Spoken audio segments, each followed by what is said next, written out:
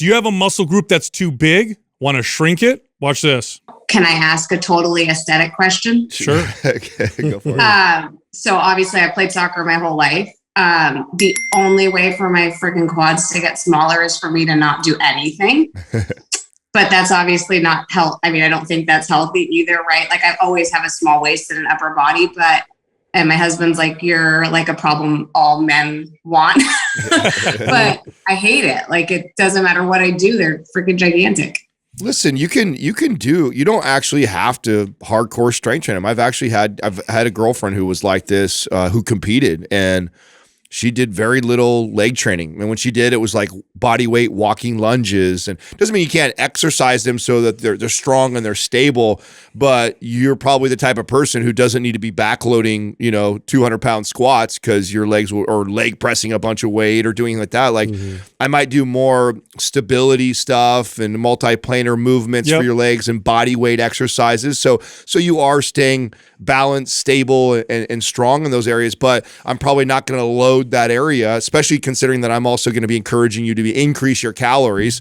So you increasing your calories and strength training your legs will probably make them blow up. And so there's nothing wrong with, training them just like one time a week and more body weight type of stuff. You can always pre-exhaust too if you are doing legs for that day and like focus more on your posterior chain. So do something like hip extension and like butt hamstrings, just do that ahead of time and kind of exhaust them going into a compound lift. Yeah, it's going to be hard to shrink your quads. Yeah. You've got a lot of it's muscle. hardwired. You've got a lot of muscle fiber hyperplasia probably that through the years and years and years of sprinting, and you probably are also genetically gifted with strength in your lower body, which is why you were able to compete at a high level.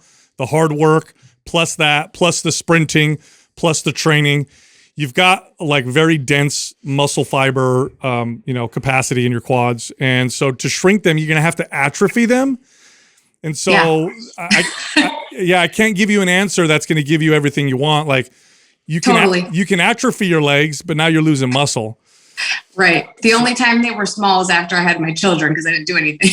Yeah. So, I mean, I would just do like full range of motion stuff. Like I wouldn't start my workouts with anything quad related. If it's all quads that you're worried about, I would go hamstrings, glutes, adductors, abductors, and then I'd finish with like squats or lunges, something along those lines.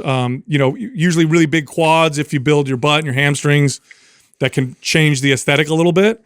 But if you want them to shrink, it's like, I could tell you not to move and not to do anything for your legs, but that sucks. That's the only time that they go down. Okay. Yeah. Cool. I appreciate you guys. Yep. Yeah, no problem. Hey, do you have any of our programs, by the way?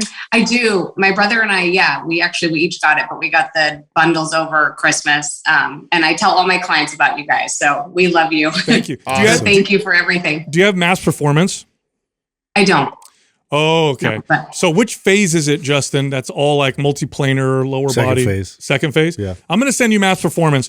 Look at phase 2 and look at some of the exercises and lower body movements and mobility movements. And that should give you some good ideas for exercises you could do for your lower body. They're great for athletic performance, really great for mobility and movement, but they're not huge. It's not going to make your legs massive. Like phase 1 will give you the size. Don't do that. Look at phase 2.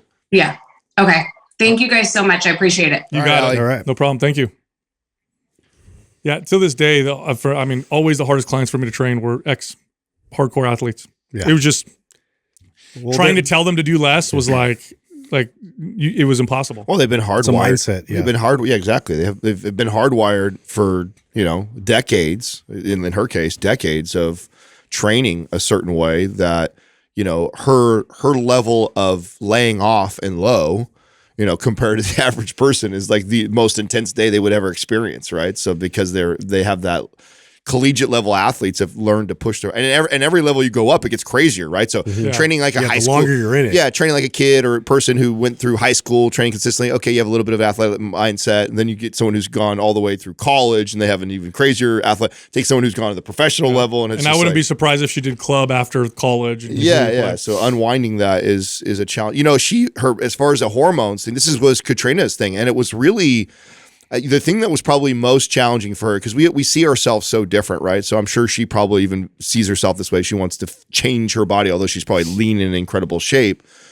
You know, Katrina was just like, I want to be leaner. I don't even think I'm that lean. And the doctor's telling me that I need to put on body fat. Yeah. Like, you don't want to hear that if you're that person, right? Like, she's over here trying to sculpt her body and stuff like that before she gets pregnant. And doctor's going like, nah, you need to eat some cheeseburgers and you need to relax a little bit and put some body fat on. And she's like, man, I don't want to do that. Men and women, you will destroy your hormone levels by being too lean. Now, the difference is men can get much leaner before that happens. But, you know, men get down below 6%. You see their testosterone crash and they start to get hormone problems. And with women, you know, if they walk around in the teens of body fat all the time, typically you see hormone problems and fertility issues. Well, and the thing that I think is so deceiving about this is how we all carry our body fat can look so different on person to person. Like, so it's also, you look at social media and all the women on there are presenting physiques that are in the low teens. Right. So you're like, oh, that's healthy. No, it's not. Yeah. Good point.